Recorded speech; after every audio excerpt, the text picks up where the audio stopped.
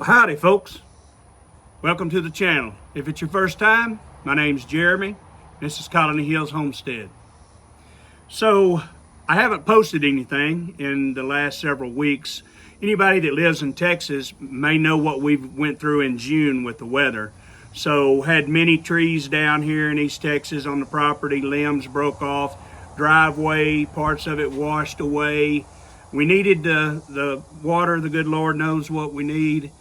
But it was a lot of choring to do after back-to-back storms and without electricity during some of that.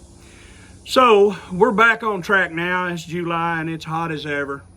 So try to stay cool. Make sure you keep your animals cool. Keep them watered. Give them some shade. They're hot too. So today we're going to talk about cast iron.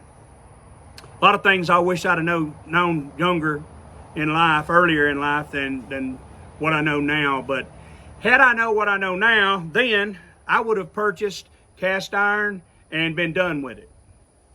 Cast iron will last you generations after generation if you treat it correctly and take care of it. This is only one of several videos that I'll be doing about cast iron.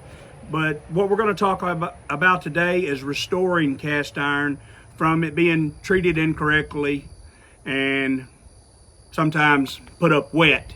So look at this. It's not trash though, guys. All hope is not lost. We're going to show you how to restore and put this skillet back into commission. Now, I do most of the cooking around here. And I'm sure that I, just like you, would have never put a skillet up like that. So somebody else must have cooked something, right?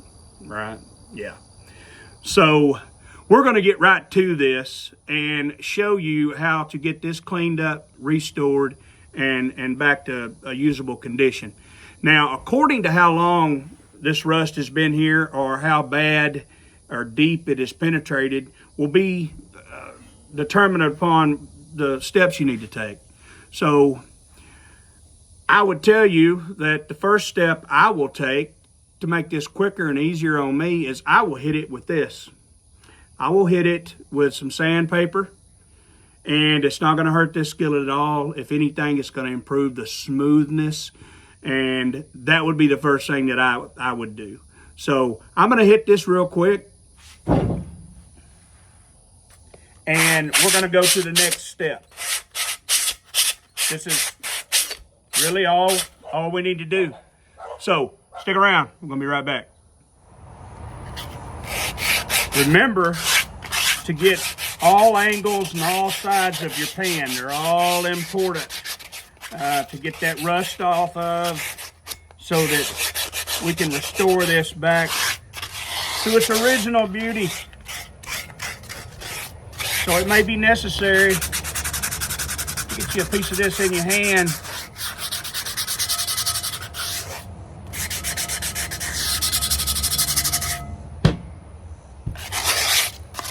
All right, we're gonna go inside and finish this up.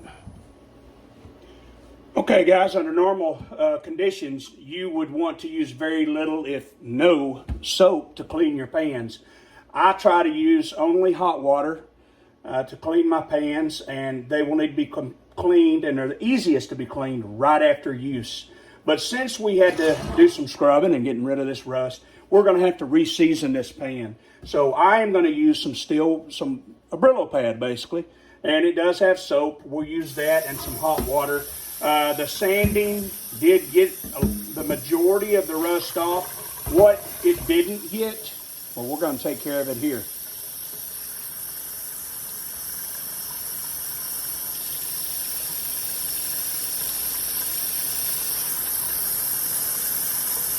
All right, that's good and warm.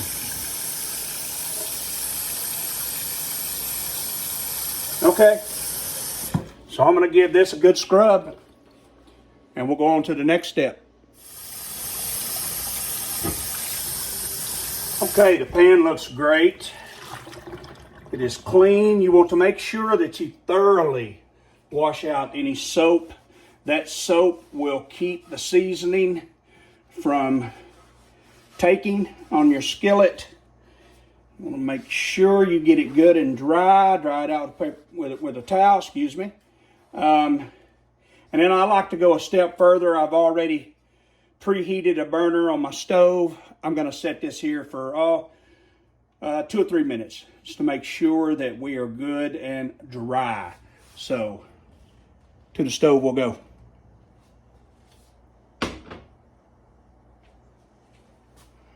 While this skillet is drying, I went ahead and I've turned my oven on to about 400 degrees. It's preheating now.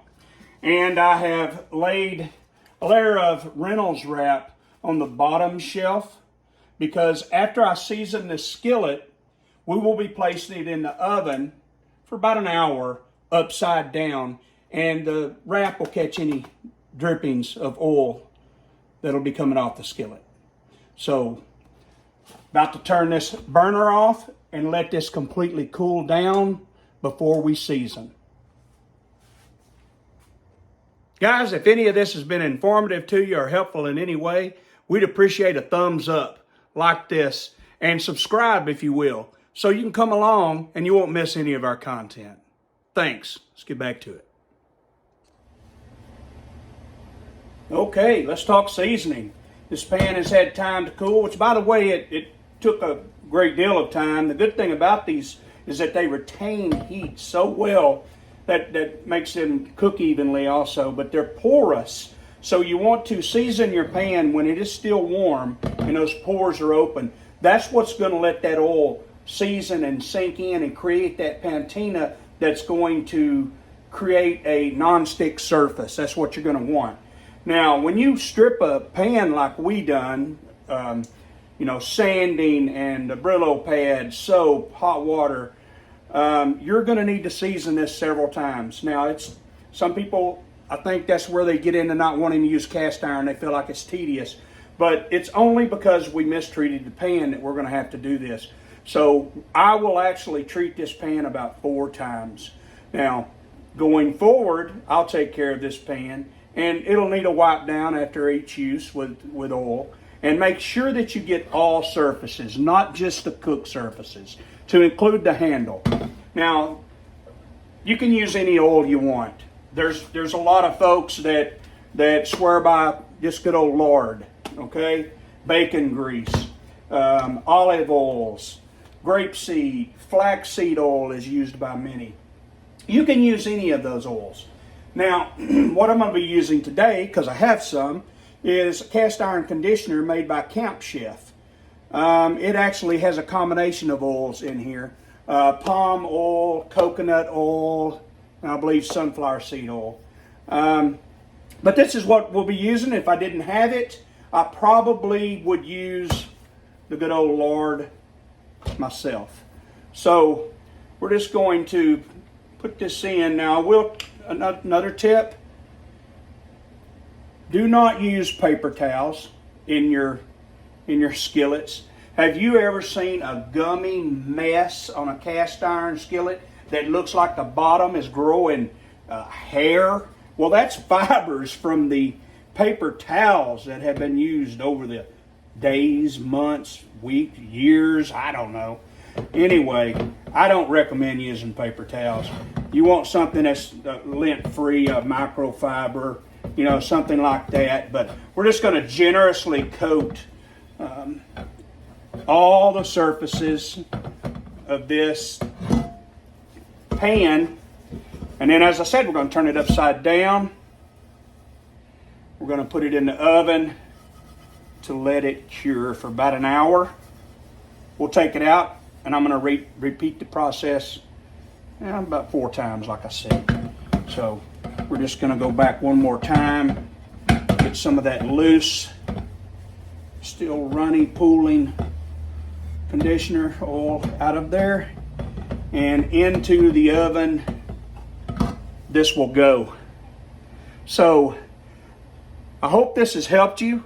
Again, I know it was not in-depth detail, about cast iron. This is just one of several videos that I'm going to put in this playlist. But this will get you going on a rusty pan, okay? This will get you right to where you can put this rascal back to use, okay? So in the oven we go. Upside down.